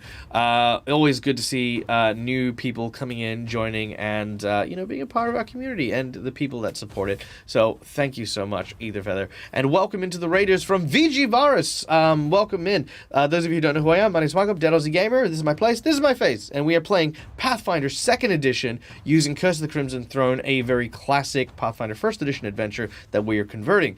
We have Patrick, the gunslinger, spellcaster, Holly, the fairy cleric of Asmodeus, Quinn, the human investigator, Dante, the kitsune druid, and Merc, the questionable human knight, as they are currently in the den of a necromancer named Grundy, who is trying to perform an experiment on Merc, trying to find out if he's still as skilled as before whatever happened to him in his past had happened. They're currently fighting a Rovgugian Shawanti barbarian who has been raised as an undead, and Grundy's in the middle, kind of chilling and vibing, doing those things. If you have any questions, please feel free to ask. And yeah, just enjoy. All right. So, your third action, Mercutio? I will do lay on hands on the champion. Since I know it's an undead. I love that. You begin to so channel the just- power of Iomade through your armor, and it goes into the palm of your hand as you reach out for the undead standing before you. You'll need to make a touch attack. It doesn't say attack. It says a fort save. Does it not? Get Nope. out of here. Let me have a look. It here. doesn't. That's Pathfinder 1. Oh, right. Yeah, fair enough. Sure, I have no problem with that. All right. Lay on hands. As you reach out and touch its body, it halves the damage that you deal, which is a total of 2 damage. And because it's undead, Mhm. it gains -2 AC. Oh, nice. Again, it becomes vulnerable as this radiant light begins to swirl around its body. It is not looking great. Also, thank you once again to Either Feather for gifting a sub to our new friend, VG Varus. Enjoy all of your new emotes, and welcome to the crypt. All right, Mercutio, as we come to round out the end of your turn, Grundy now has his action. He is very much invested and looking at both. Kind of looked at Holly as Holly has erupted this shield, and is again not overly invested in what Holly's doing, and will instead take close observation of Mercutio and his action, watching the radiant spells and damages that he is doing.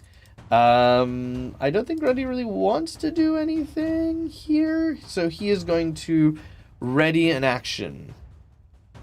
Yeah, that's what he'll do. He's going to ready an action. Yeah, done. Which brings us to Padrig. All right. Yeah, pretty much. This guy's got to be going down soon. God damn it, yeah, it was so close. Do I imagine second Alright. verse same as the first? Yeah, conjure bullet. Fulminating shot, fire. Boom. All right, make your attack. Actually, take him out. And then it should get its opportunity, right? Boom. There we go. Finally. Headshot. Heck yeah, a critical hit as your bullet flies out and this flame fires out the back of him as your bullet strikes him in the front. Give us a number between 1 to 5 as you roll your damage. Let's go with 4. 1, 2, 3, 4. All right. Okay. Ooh. Well, I'm not even going to do the fire damage. Destroyed. Well, it's really funny because the piercing damage was overreaction. That was the critical hit. So yes, you blow out the Just for back. fun. Let's see how much that would have been total. That would have been another 6 fire damage. All right, so that was 42 points of damage as the back of the creature blows out. You watch as these glowing eyes in its undead sockets suddenly snuff out like the blowing out of a flame, and you watch as it falls to its knees and crumples to the ground, deceased. Well, more deceased. And when it dies, Mercutio is going to just mumble, "Rest in peace." You do so. Now, Or rest in pieces, as the case may be. now, the question is for you guys as to whether or not you guys are out of combat. Are you out of combat? Nope. Very well. No. Okay. Dang it, Holly. Holly, you're up. Yeah, no, Holly just had that vampire thing cast on her. She is absolutely not out of combat. Yeah, you're in a big shield. Of course you're not. Only for spells. So Holly is going to pull out her crossbow Mm-hmm. for the first time in forever, and she's going to shoot Grundy from behind her shield because the physical object shouldn't be a problem.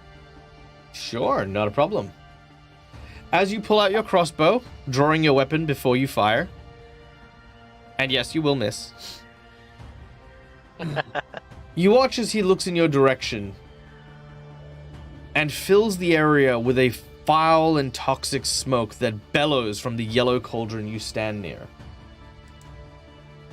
Now, I need you to make me a Dispel Magic check. How do I do that? Good question. Let's find out. Let's learn together, shall we? How does what? Dispel Magic work for the purposes of... For the purposes of your... It is a counteract check against the target, page 458. Excellent. Thank you. Here we go. That's all it says. So, you unravel magics behind the spell or effect and attempt a counteract check. Okay, so counteract check is... Please refer to this. And then go over here. And then do a dance. And then go over to the here. Make friends with the chicken. Alright. Alright, let's look up in Google. Ba-da-da-da-da-da-da. Thank you everyone for your patience. How does a 29 miss? Because they don't realize what Grundy is. that is the biggest element.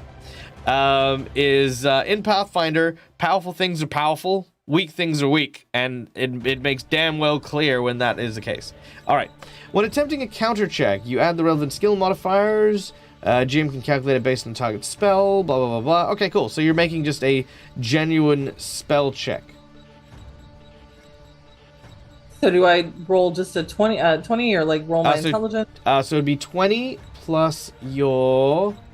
actually, if you look on your character sheet... Actually, let me see if I can pull up your character sheet. Here we go.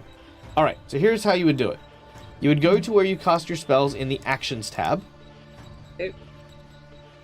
Okay, go down to where your spells are. Mm-hmm. Hit the magnifying glass there. The one by cleric? By cleric, yep.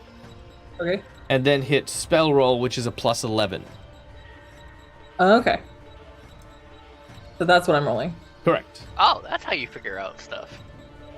Oh, That's not sorry. what- Yeah. If it doesn't work that way, roll a d20 and just add 11. Okay, I'm gonna do that. Yeah. Yeah. Lots of easy ways to go about it. Okay, so let's see. Now, what do you need to get? So that is a 20. I feel like I'm gonna hit that. Sure. You will fail, but yes, you may hero point it. Let's roll it again. Yeah. Thank you to our audience for, again, the generous hero points that my players are enjoying. A 23 is still a failure. All right. Which then brings us very neatly and nicely to the ability that you now have to deal with. I got a divine intervention. Oh, okay. Roll it again. Rolling again. In all actuality, I'm wanting them to roll on that one. Oh, hey, speaking of... Not 20! No, that's not 20! That is Exactly. That's right, because apparently Holly's rolls are so terrible. We gave her, what was it, like 3 charges to turn a nat 1 into a nat 20? It was a hype train of 6, so I actually got 6 Oh, you got of them. 6 of them. Okay. Well, in that case, I'm not going to allow you to do that because I'm going to burn a jinx point to have you re-roll that natural 1. Oh, come on! But I don't have Now- to lose these, right? I keep dice. I still have 5 left, not 4. No, you use the dice. It's gone. Oh, seriously? You're gonna take one away from me too? Yes, that's how it works. Now you just need to roll Well, the he had to opposite burn a of one. jinx point to. It's true. I mean, son of a bitch! That is also still a critical fail. Wait, the 23 was a critical fail? Because I keep the highest of all the fuck ups, right? Oh, right. No, hang on. No, because this is a reroll. So you rolled with advantage with your. Oh, sorry. You didn't roll with advantage on your hero point. You re-rolled it. And then. Wait, hold on. No, yes, you rolled with advantage. But then mine was the re-roll. So it would have replaced your 23 with the 13. Which means that you do not counterspell it, and we're going to go to a fort save. Okay. I don't like that fort save. Do you want to use your last hero point? Yeah, let's use my last hero point. I feel like that I can't have a crit failure on that. I feel as though you're going to be disappointed, but let's do it anyway. Okay. Oh, there you go. Hey, It's at a least regular not failure. crit fail. It's As not a long crit as it's not fail. a crit fail. It's very true. All right, the area around you as this yellow mustard-colored smoke begins to pour out, billowing from that yellow cauldron. It fills the area that you're in, and you take 31 points of poison damage as I am super happy I did that. as the gas now envelops that entire region in a 20-foot area. So that was actually a global vulnerability that you cast, Holly. Yes. Oh, global vulnerability. Ha, I see what you did there. All right. Sorry, let me just... This is why no one likes you, Patrick. All right, but that was his readied action for when Holly drew their weapon. So Holly, you have drawn your weapon as one action and fired as the second, as this gas has now hit you in the face. You are also blinded and cannot see where you are going inside this mustard cloud. Can I use my third action to try to stumble out of the mustard cloud back towards the exit? Sure. You only have a half move speed unless you want to run, and if you do so, you will need to make an athletics check to avoid tripping over something. I think I'm going to stop making any sort of checks whatsoever and just try to walk out of it. All right, you get to move 15 foot, which I think you will not be able to because it's a 20-foot aura from the cauldron. Okay. Yep. So Can you you're give me a five... measurement? Yeah, so you'll basically be out on the edge, but you'll be 5 foot inside. So, Okay. yeah, basically, yeah. Yep, that's it. Perfect. All right. Now, all of you guys have seen that happen. You've seen Holly pull out their weapon. You see Grundy just sort of place their hand and sort of throw something into that vat as it exploded. Grundy will have a moment of, like, saying, well, it's not... Oh, sorry, let me get the voice right. Well, it's not quite your full extent of power, but clearly you have your connection. Tell me, do you still feel the presence of the divine? Do you still feel magic flowing through your veins as it did when you were... And as he stops, we will then change it to Dante's turn.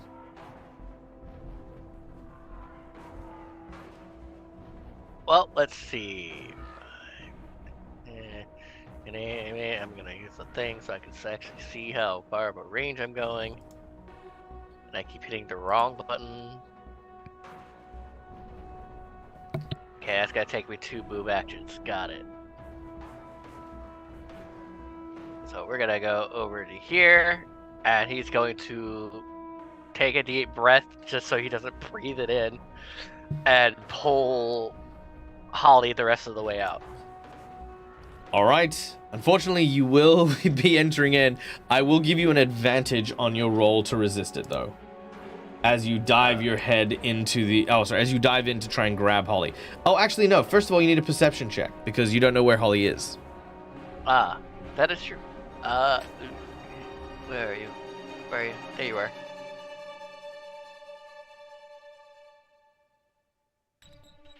All right, with a perception check, you will absolutely see see where Holly is, and let's give you that advantage. So, uno.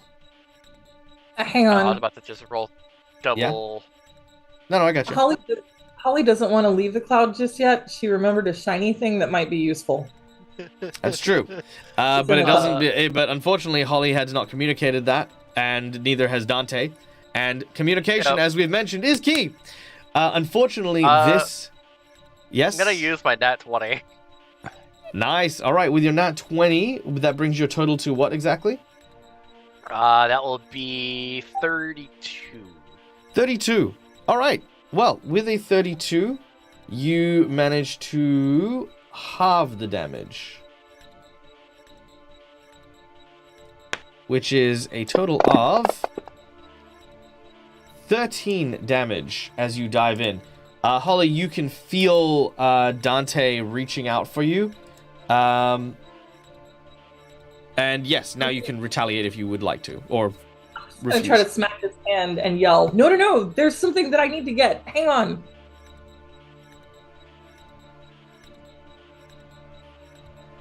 All right, Dante, do you let her do her thing? Yep. Sweet, easy done. All right, also, really quickly, a thank you to Either Feather again for 2 more gifted subs, bringing us to 120, which is amazing. Thank you so much. We have now got the new members of our crypt, Brittle Llama and Synced Psycho. Synced Psycho, I think that is. Or Psy-Int Psycho. One or the other. Let me know how you say it. All right. Which brings us to Quinn. Oh, Silent Psycho. Oh, that makes sense. Yeah, I get that. I'm going to lower my crossbow and look at Grundy and say, did you learn what you needed to know? He turns to respond. Once he answers my question on the divine, yes, this has been most enlightening. So you wanted to know if... Sorry? Oh, it has given me much to contemplate and consider. You see, when most creatures take on the aspects of the undead, they tend to lose connection to all that they had. Their experiences, their magic, their gods. I've learned much That's today. been the result. That's been the result of your efforts, correct? Correct. They lose everything. Well, the martial abilities remain, as present with the creature that was there. Its fighting style, its rage, its ferocity, all of that remains. But the spark, that piece, some might call it a soul, that's the piece that I'm looking for.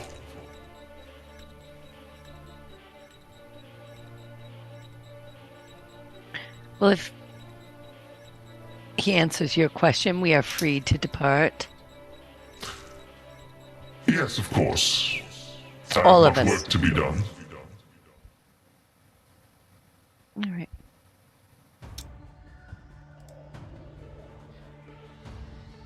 But this is your turn. He can't do anything. We're still in initiative, quote unquote. But yeah.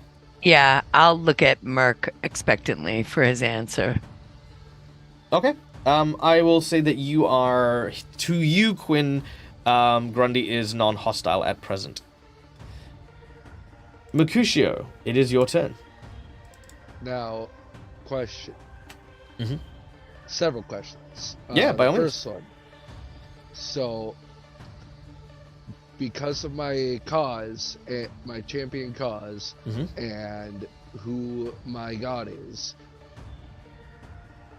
would I be penalized by my stuff because while being a redeemer requires me to let's see, it says I must try to redeem those who commit evil acts rather than killing them or meting out punishments, and then if they continue, I have to take extreme measures. But at the same time, my god tenets are I am to show evil no mercy. Interesting. Because let's see. Okay, so here's the skinny. Mechanically, no. I am not one of those people who say, you've done one mistake, Paladin. Prepare to lose all of your things. But it's a case of, like, what shows your true nature. If eventually your true nature is too diametrically opposed to your god or to your expected mandates, then yes, you will lose your powers. But there will be a, like, kind of a warning. You'll get sent a vision from a god who'll say, hey, frickin' knock your shit off. Cut the shit out. Yeah. All right. But no, you will. There is no mechanical thing that will immediately switch you from one to the other, unless you perform an act of, like, what I consider to be unquestionable blasphemy. So for you as Iomadin, for example, that would be you making a deal with, say, a devil to summon more devils in order to kill a bunch of innocent people. Yeah, okay, there's no mid ground on that, you know. But shy of something truly spectacular, no, there's no everything that kind of brings you into that question thing. Yeah. Okay. That leads into my second question then. To answer Grundy's question. Does Merc feel any trace left of the divine, or is it just that he is believing he does? You've been able to cast your spells. They work, and you've seen them work, but you don't feel the connection that you used to. You used to feel Iomede's love flowing through you. You used to feel that power and that energy moving through your body as you used abilities like Lay on Hands, like your protection ability and stuff. But no longer do you feel it. It's there, but it's not the same. Merc will slowly put his blade back in its sheath. I have my answer, but whether or not you'll be satisfied with it, that's for you to decide. As you clearly witnessed, my powers are still there. But I do not feel as close to Iomade as I was so long ago. Among even the Knights of Ozum, I was one of the most faithful, and yet I almost feel like it's slipping away.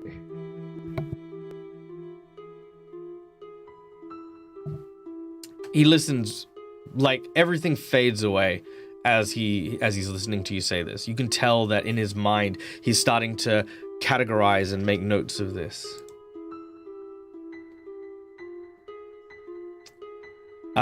He then asks,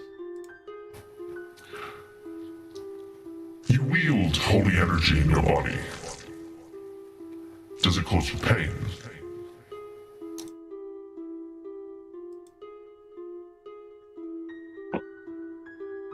That depends. I can't use my healing on myself. Otherwise it would.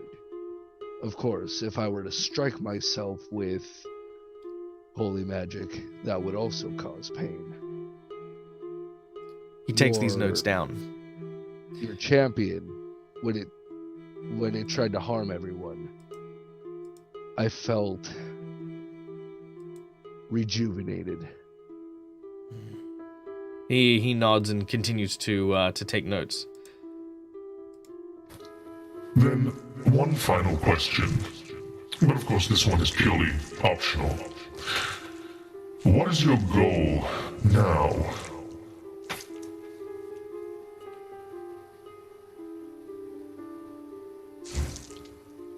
A second chance.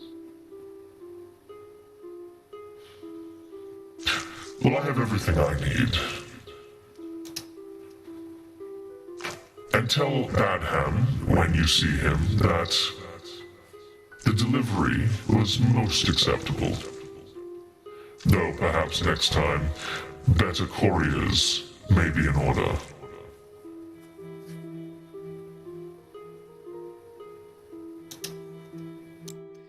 And that is all he says. All right, given we're still in initiative, it is then Grundy's turn, so Grundy will use the opportunity to simply... he's not going to run, he's going to walk towards the back of his lab where he's going to continue his research. He does tell you that you can find your own way out, gesturing back the way you guys had come. Then we will go to Padrig. Yeah, Patrick is remembering our little tangle with that Nosferatu dude, and I'm pretty much assessing this guy's probably out of our league. He's going to stand down. He's going to look at Merc and say, I think we may have some further questions, but right now I think it's time for us to leave this place. Let's go back upstairs and I'll answer anything you ask. That's fine. Let's get out of the creepy mad scientist necromancer does anyone, dungeon, though. Does anyone ask him not to kill your fairy friend? Oh, is she's still... Yeah. Hey, can you turn the poison off before we go? He has literally just absent-mindedly forgotten it, and he's gone, oh, of course. And he pulls out a different bottle and then throws it into the pot. As soon as it happens, you watch as that smoke sort of transforms and animates into what looks to be an infant that is mustard-colored in yellow. Grundy walks over to it, grabs it kind of by the top of its head, and then throws it back into the pot, and then walks back to that back area. All right. Yeah, let's go. I'm sorry. What? No, I'm not. I'm not sorry. Yep. Mustard, baby. As much as I want to take this guy out, I want to survive as well. So, well, we know where he lives. Look, this is his house. It's not like, the other cultish people who are like secret temple underneath a hospital. It's like, we sell evil. Come in, come on down. Get yourself some fresh evil straight off the hot press there. But yes, no, he's not going anywhere. You know where his lab is. He brought you here willingly. And yeah, he'll carry on. Holly, it is your turn. You are coughing and spluttering. Your lungs feel like pork crackling, basically. Yeah. Holly's gonna drag herself over to the shiny thing on the table. Shiny thing that was pre-made. Yeah. All right. You reach out and grab onto it. As you do, a sense of darkness flows into you. You now have in your hand what looks to be a blade made of dark iron. It counts as a magic dagger with quite a nasty little blade design that almost looks like the back half of it is like a crescent moon, and the top half looks like almost like a hunting knife. This gives you the following abilities. You now have the ability to see in magical darkness. In addition, 3 times per day, you can use it to cast deeper darkness at a caster level 8. Excuse me. Yep, you're welcome. Plus, you also now have the ability to teleport people once per day through shadows, from one shadow that you can see to another shadow. And this is anyone who is touching the blade.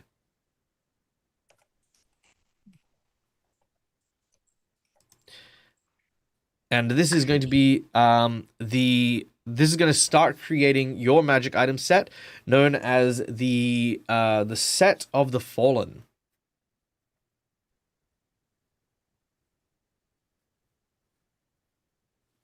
All right. So, Quickly exiting the laboratory, you make your way back upstairs, away from this very creepy scientist.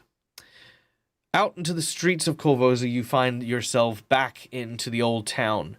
There's still the sounds of that latent background of like people fighting and, argument and, the general chaos that is currently gripping Old Korvosa. But you are now away from the earshot of these individuals. There is no real safe place for you here, except maybe Agnes's house. Which, if you guys would like to, we can go there for a quick rest. Yeah, I think that might be in order. Yeah, that's a good All right. idea. All right, so I mean, we told her we're going to pick her up anyway. Yeah, we'll fast forward this because Agnes will have some rumors to share with you as well. But for the time being, however, Merc, do you want to have your scene now, or do you want to have it at a later date?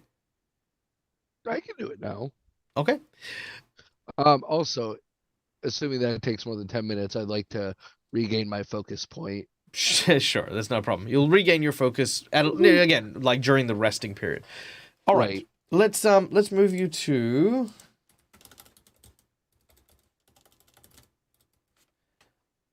here we go.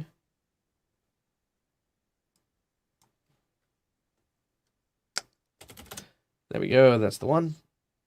We're going to move you into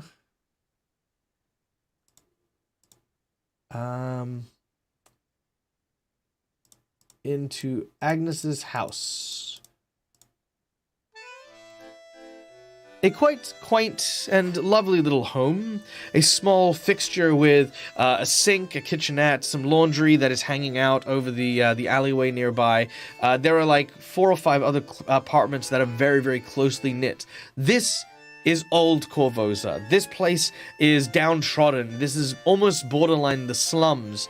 And as you approach, the first person to greet you is, of course, your friend Agnes, quickly followed by her daughter, who looks in much better spirits and much better health than when you had last seen her. Tomas, her boyfriend, is not here, nor is Fisher Dan, but you take a moment to update her on what is going on, and she, likewise, will update what seems to be happening in the old city, talking about something involving a new emperor in Old Korvosa. But more on that later.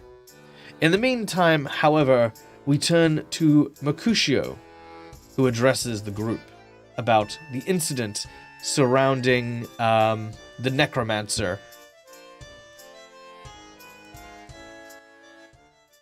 Mercutio will take a seat, as I'm sure that he's the tallest of everybody. So he's more, lower level at everybody's same level. And he lets out a deep sigh. I'm sure you have plenty of questions. I will do my best to answer all of them.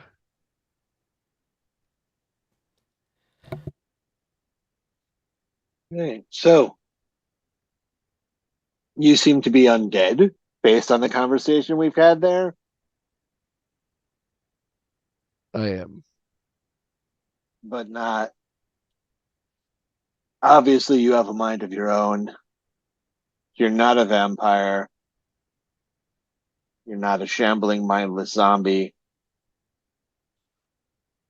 You have consciousness. When you say that, Merc lifts his hands up slowly, and you hear the clinking as he slowly removes his helmet. All right. As you do so, give me 12 seconds as I very quickly do this.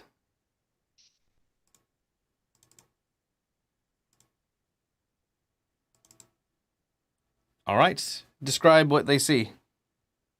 The moment he fully takes his helmet off, he turns it back around and sets it in his lap. There's no flesh. There's nothing but bone. and glowing eyes.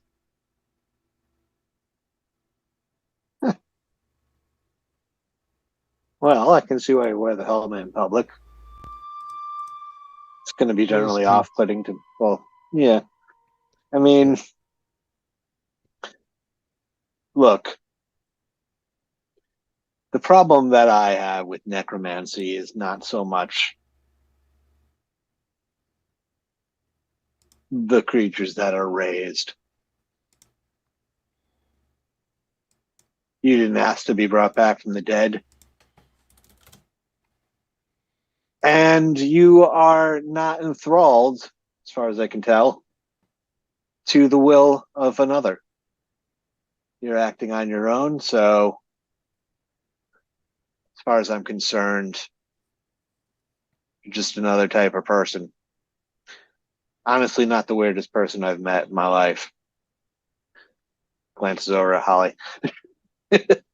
I mean, you know. Fortunately, I do not share your sentiment.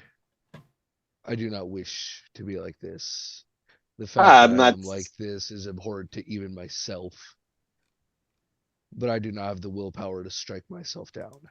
So instead, I work towards my goal to earn Iomede's favor, to either return to eternal rest at her side or a second chance at life. And that's fine. Hey, like I said, you are self-conscious. You're sapient. You have a will. You're acting on it. You're making choices. You're not a thrall being thrown at us. And so, I mean, you know, hey, I've got no problems with what you are. I've got problems with whomever made you because you didn't have a choice in the matter. And that's the sticking point for me.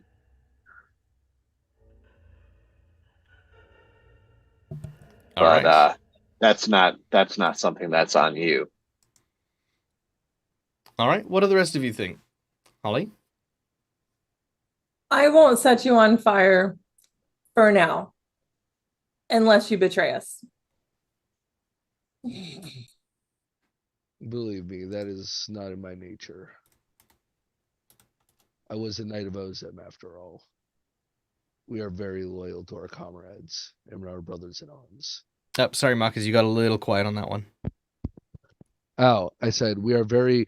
I was a Knight of Ozem, after all. We are very loyal to our comrades and brothers in arms. And sisters in arms.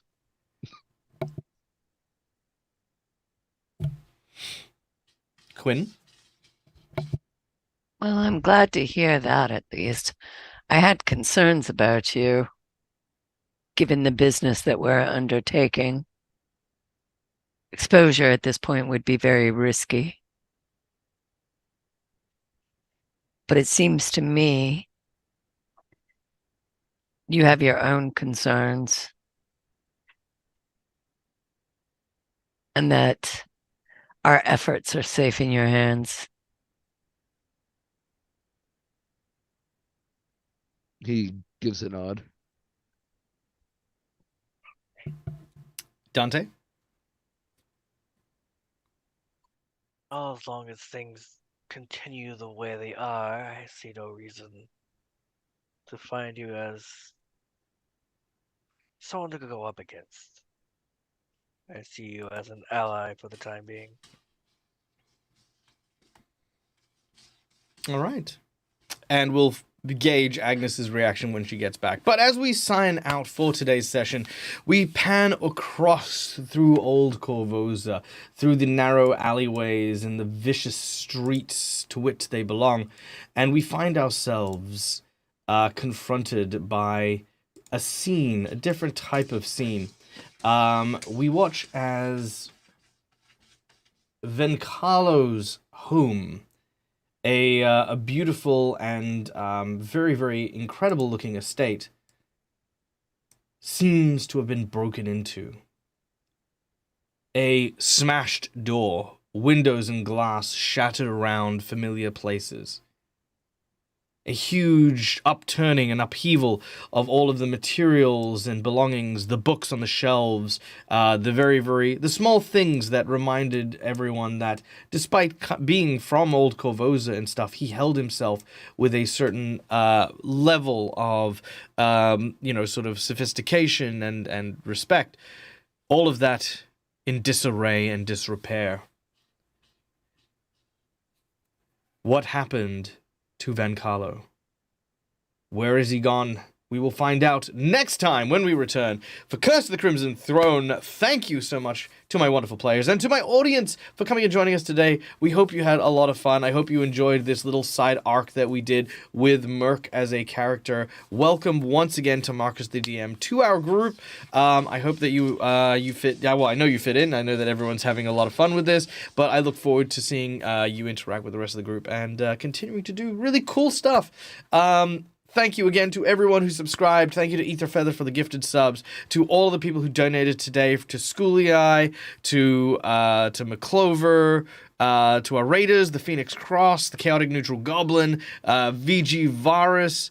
If I forgot, Ire Janasi, thank you for the 1,000 bits from earlier on in the show as well. To anyone who I did forget, and I do apologize if I did. Pixie as well, thank you, yes, and Pixie's donation, indeed. Everyone who did cool and amazing things that helped play this game, because, you know what, that's what this game's about. This game's about having fun with not only my players, but with you guys as well, and it's been really awesome. And yeah, let's go share the love now. Let's go and raid. Who shall we raid? Who is doing stuff in the place of Twitch? Scarlet64, no-brainer. We do love Scarlet, hanging out with them. Scarlet64, wonderful TTRPG role player who is currently doing their Into the Abyss game. Lots of really, really fun, creative, and colorful characters on that show. So we're going to go send some love to Scarlet. So be sure to give it a follow. Throw out your raid emotes, whatever they happen to look like. For those of you who have gotten the new raid emotes, we do have a Dead Aussie Gamer unleashing raid thing there, so do feel free to throw as many of those out as possible. Stay safe, stay wonderful, be kind to each other, because there's no reason not to.